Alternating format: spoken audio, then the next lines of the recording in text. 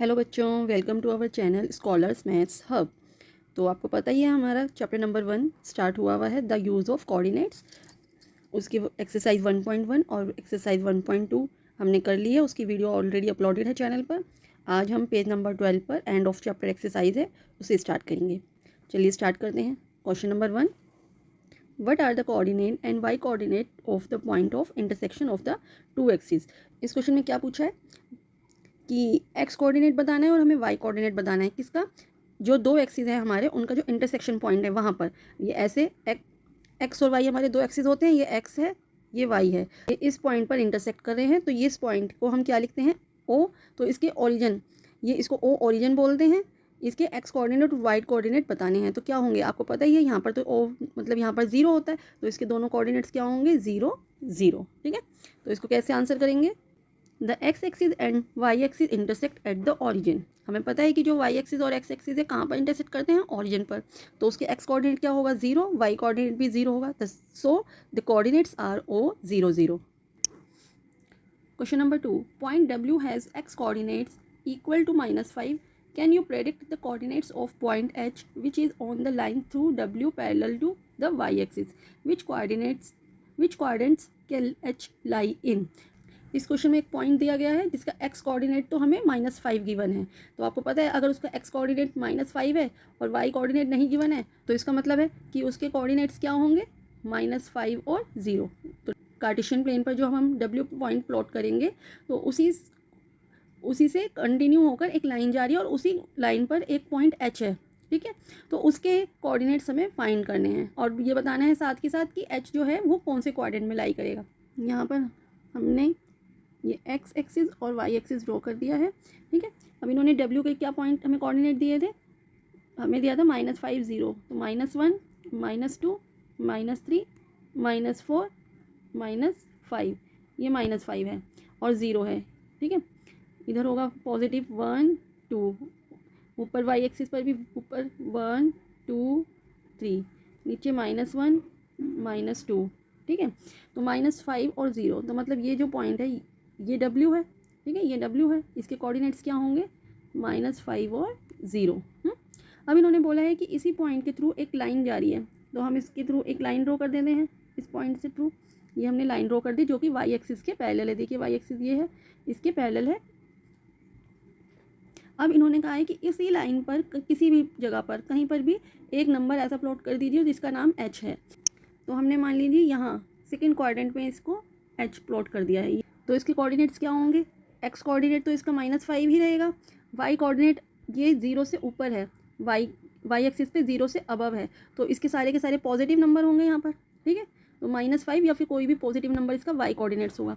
अगर हमने ये एच पॉइंट नीचे यहाँ कर दिया इसको प्लॉट, तो इसके कोऑर्डिनेट्स एक्स कोऑर्डिनेट तो -5 ही रहेगा, बट वाई कोऑर्डिनेट्स यहाँ पर जिस भी नंबर के हम आगे डॉट लगाएंगे उसके अकॉर्डिंग चेंज हो जाएगा। बट यहाँ पर नेगेटिव नंबर है वाई एक्सिस के, तो यहाँ पर आ जाएगा नेगेटिव पॉइंट इसका।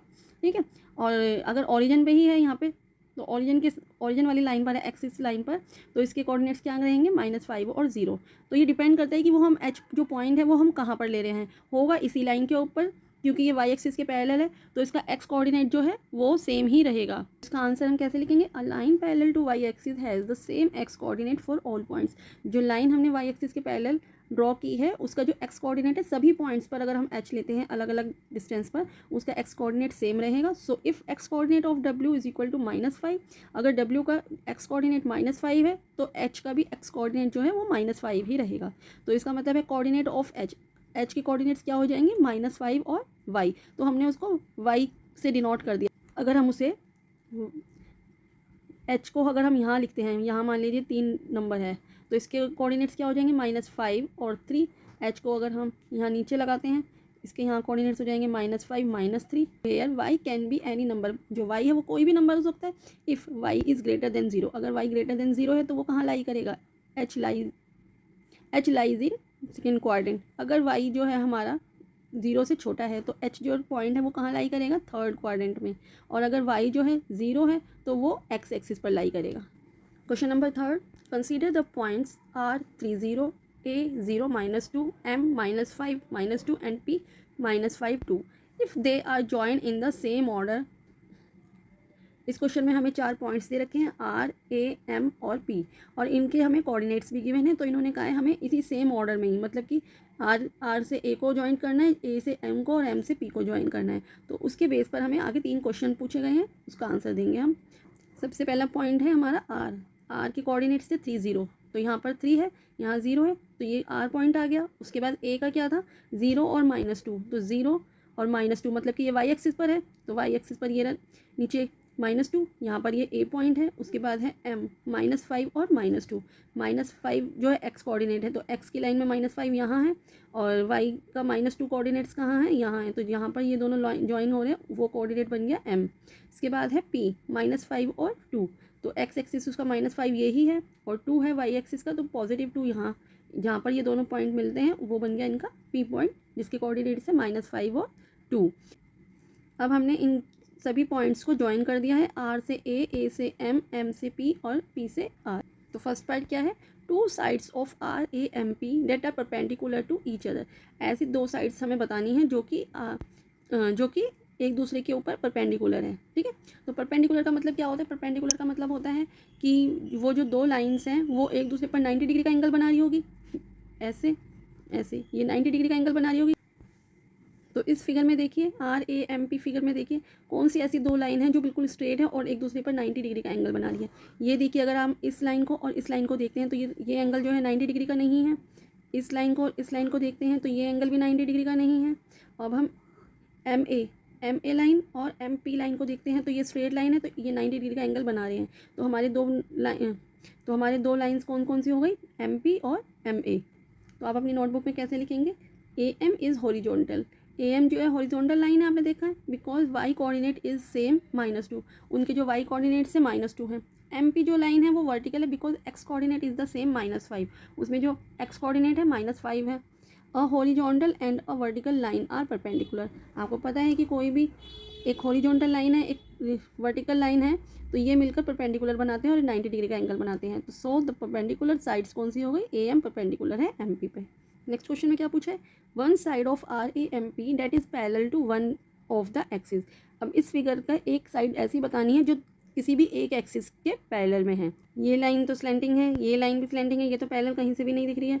MP पैरेलल है y एक्सिस के और MA पैरेलल है x एक्सिस के। तो हम ऐसे, ये हमें 2 ऐसे पेयर मिल चुके हैं जो कि दोनों अलग अलग एक्सिस के पैरेलल में है। तो हमें कोई सा भी एक आंसर लिख देना है। AM is parallel to x axis, MP parallel to y axis. हमने दोनों ही बता दिए कि दोनों पैरेलल हैं, आप किसी को भी लिख सकते हैं। थर्ड पॉइंट क्या है, 2 points that are mirror image of each other in 1 axis, which axis will this be. इन्होंने कहा कोई भी 2 पॉइंट ऐसे बताना है जो कि मिरर इमेज बना रहे हैं एक दूसरे एक्सिस पर, तो और वो एक्सिस कौन सा है। Now plot the points and verify your prediction. इसके लिए आपको मिरर इमेज समझना पड़ेगा पहले। मिरर इमेज क्या होता है, मिरर इमेज ये होता है, जैसे मान लीजिए मैंने यहाँ पर A बनाया है, ठीक है, और यहाँ पर बीच में मिरर लगा है, ठीक है, तो इसी का ही मिरर इमेज कैसे बनेगी, नीचे ऐसे बनेगी, इसका जो मिरर इमेज होगी वो ऐसे होगी। इसी तरह से मैंने इमेज C पिक्चर बनाई है और यहाँ ऐसे मिरर लगा हुआ है, यहाँ बीच में मिरर लगा हुआ है, तो इसकी मिरर में इमेज कैसी होगी, ऐसे होगी, ठीक है। तो मतलब वो इमेज उल्टी हो सकती है, ठीक है। अब इसी ग्राफ में देखिए, यहाँ पर ऐसी कौन सी इमेज है जो आपको सेम लग रही है। इसके लिए सबसे ईजी स्टेप है, हमें इनके कोऑर्डिनेट्स चेक करने हैं। यहाँ देखिए, यहाँ पर 3 0 है, A के कोऑर्डिनेट्स क्या है 0 2, इनमें से कोई भी कोऑर्डिनेट्स, सिर्फ जो 0 कोऑर्डिनेट्स है वो आपस में मैच कर रहा है, लेकिन वो भी उसके कोऑर्डिनेट्स अलग है। एक x का कोऑर्डिनेट है 0, एक y का कोऑर्डिनेट है 0, तो इनका तो ये मिरर इमेज नहीं होगी। यहाँ देखिए A पॉइंट की और M पॉइंट को देखिए, इन दोनों के तो कोऑर्डिनेट्स ही चेंज है, इनकी भी मिरर इमेज नहीं होगी। अब आप देखिए M को और P को देखिए, इनके कोऑर्डिनेट्स देखिए, जो x कोऑर्डिनेट है -5 है दोनों में, और जो y कोऑर्डिनेट्स है एक में -2 है और एक में +2 है। एक कोऑर्डिनेट्स का साइन हमेशा चेंज होना चाहिए, तभी मिरर इमेज बनेगी। अब सोच के देखिए, यहाँ बीच में मिरर इमेज है, यहाँ मिरर इमेज है, तो जो जितनी डिस्टेंस पर ये है, M पॉइंट है जितने डिस्टेंस पर, मतलब ये कितने डिस्टेंस पर है 1 2 डिस्टेंस पर है। तो ऊपर देखिए जो ये P पॉइंट है, यहाँ देखिए ये भी कितने डिस्टेंस पर है 1 2, तो ये भी 2 डिस्टेंस पर ही है। और ये बीच में जो x एक्सिस है इसका, ये यहाँ पर मिरर लगा हुआ है, तो इतना ही डिस्टेंस नीचे है, इतना ही डिस्टेंस ऊपर है। तो ऐसे 2 पॉइंट कौन से हैं, M और P ऐसे 2 पॉइंट्स हैं जो कि मिरर इमेज बना रहे हैं। M and P have the same x coordinate and opposite y coordinate. इन दोनों के जो कोऑर्डिनेट्स हैं हमें पता लग रहा है देखते ही कि इनके जो एक्स कोऑर्डिनेट सेम है और वाई कोऑर्डिनेट्स के जो साइन चेंज है वो अपोजिट है। तो यही जो दो पॉइंट्स है एम और P R mirror images of each other in the कौन से एक्सिस पर, एक्स एक्सिस पर। Question number 4, plot point Z 5 और -6 ऑन द कार्टेशियन प्लेन। हमें एक कार्टेशियन प्लेन पे Z पॉइंट को प्लॉट करना है जिसके कोऑर्डिनेट्स पॉजिटिव, जो एक्स कोऑर्डिनेट है पॉजिटिव 5 है और जो वाई कोऑर्डिनेट्स है -6 है। Construct a right angle triangle IZN and find the lengths of 3 sides. और जो ट्राइंगल हमें कंस्ट्रक्ट करना है उसके जो लेंथ्स है उनको फाइंड करना है। क्वेश्चन नंबर 4 के लिए हमें एक कार्टेशियन प्लेन पर आपको ये नंबर्स प्लॉट करने हैं। उन्होंने क्या नंबर दिया था, Z 5 और -6। ये हमने एक्स एक्सिस और ये वाई एक्सिस बना लिया, उसके ऊपर नंबर्स हमने प्लॉट कर दिए। तो अब हमें उन्होंने बोला है कि 5 और -6, तो एक्स कोऑर्डिनेट 5 है, एक्स कोऑर्डिनेट 5 यहाँ है और -6 है वाई का कोऑर्डिनेट। तो वाई के नेगेटिव नंबर्स हैं यहाँ नीचे, तो -6 ये रहा। जहाँ पर ये दोनों जॉइंट होते हैं वो पॉइंट हो गया 5 और -6, मतलब Z पॉइंट हो गया है। अब उन्होंने कहा है ये IZN बनाना है, ट्राइंगल IZN। अगर किसी भी ट्राइंगल का नाम ऐसे लिखा होता है तो जो उसमें मिडिल का जो नाम होता है, मिडिल का जो लेटर होता है वहाँ पर 90 डिग्री का एंगल बना होता है, मतलब कि वो एंगल के लिए होता है, ठीक है। तो Z को हमें 90 डिग्री बनाना है, तो Z पॉइंट से 90 डिग्री कैसे बनेगा, एक सीधी लाइन एक्स एक्सिस पे ड्रॉ करेंगे यहाँ से और एक सीधी लाइन वाई एक्सिस पे ड्रॉ करेंगे, तो ये बन गया यहाँ पे 90 डिग्री का एंगल Z का। और अब इन दोनों पॉइंट्स को हम ज्वाइन कर देंगे तो ये एक राइट एंगल ट्राइंगल बन जाएगा। और अब इसके कोऑर्डिनेट्स फाइंड करने थे, तो आई के कोऑर्डिनेट्स क्या है, एक्स एक्सिस पर 5 है और 0 कोऑर्डिनेट इसका 0 है। क्यों, क्योंकि ये एक्स एक्सिस पर ही है ये पॉइंट। और एन, इसको हमने नाम दे दिया एन पॉइंट, तो एन के कोऑर्डिनेट्स क्या हो जाएंगे, जो ये 0, क्योंकि ये वाई एक्सिस पर है तो इसका एक्स कोऑर्डिनेट 0 होगा और जो वाई कोऑर्डिनेट है -6 हो गया। लेंथ फाइंड करने के लिए क्या हमें चाहिए, हमें इनका डिस्टेंस पता लगाना है, यहाँ से इसका यहाँ तक कितना डिस्टेंस है, तो हमें इनकी लेंथ पता लग जाएगी। यहाँ से इस पॉइंट का कितना डिस्टेंस है और ये कितना डिस्टेंस है। जो लास्ट क्लास में हमने बोधायन पाइथागोरस थ्योरम का यूज़ सीखा था, उसी का यूज़ करके हम इनका डिस्टेंस फाइंड करेंगे। तो अब हम सबसे पहले क्या करेंगे, इनके कोऑर्डिनेट्स लिख देंगे। Z के कोऑर्डिनेट्स क्या थे, Z के कोऑर्डिनेट्स थे 5 और -6। N के कोऑर्डिनेट्स थे 0 और -6 और I के कोऑर्डिनेट्स थे 5 और 0। तो सबसे पहले ZN का डिस्टेंस हम कैसे फाइंड करेंगे, ZN का डिस्टेंस, क्योंकि जो N है वो एक्सिस पर है, वाई एक्सिस पर, तो इसका डिस्टेंस हमें इजीली पता लग जाएगा। जो -6 है इसका जो वाई कोऑर्डिनेट है दोनों सेम है, -6। तो हम इसका यूज़ ना करके एक्स कोऑर्डिनेट का यूज़ करेंगे। Z के कोऑर्डिनेट्स, Z का एक्स कोऑर्डिनेट क्या है 5 और N का एक्स कोऑर्डिनेट क्या है 0। तो हम ZN कैसे फाइंड करेंगे, 5 माइनस में 0 मतलब 5। यहाँ से यहाँ तक आप देखिए ये 5 यूनिट का डिस्टेंस है। आई का जो एक्स कोऑर्डिनेट है वो 5 है, Z का एक्स कोऑर्डिनेट 5 है, ये दोनों सेम है, हम इसको कंसीडर नहीं करेंगे। आई का वाई कोऑर्डिनेट है 0 और Z का वाई कोऑर्डिनेट -6, तो हम 0 में से -6 को सब्ट्रैक्ट कर देंगे, तो 0 माइनस प्लस, तो हमारे पास आ गया 6 यूनिट। तो यहाँ से यहाँ तक का डिस्टेंस कितना है, 6 यूनिट। अब हमें दो डिस्टेंस पता लग गए हैं, तो अब हमें इस आई और एन का डिस्टेंस पता करना है। इसका डिस्टेंस पता करने के लिए हम डिस्टेंस फॉर्मूला यूज़ करेंगे। आई और एन का डिस्टेंस फाइंड करने के लिए हमारे पास इसके कोऑर्डिनेट्स फाइंड लिखे होने चाहिए। तो आई के कोऑर्डिनेट्स से 5 0, एन के कोऑर्डिनेट्स हैं 0 -6। तो x2 क्या होगा, हमारा 0 होगा, क्योंकि जिस ऑर्डर में लिखा होता है उसी ऑर्डर में हमें नंबर देखना होता है। आई पहले है तो आई के कोऑर्डिनेट्स x1 और y1 होंगे, और n बाद में लिखा है तो इसके कोऑर्डिनेट्स x2 और y2 होंगे। तो x2 माइनस x1, तो यहाँ आ जाएगा 0 माइनस में 5। इसी तरह से y2 माइनस y1, y2 क्या है -6, माइनस करेंगे हम 0, इनका होल स्क्वायर। 0 में से -5 करेंगे तो हमें मिलेगा -5, उसका होल स्क्वायर, प्लस में -6 में से 0 माइनस करेंगे तो हमें मिलेगा -6, उसका होल स्क्वायर। -5 का होल स्क्वायर करेंगे तो 5 5 = 25, -6 का स्क्वायर करेंगे तो 36, इनको ऐड करेंगे हमारे पास आया 61।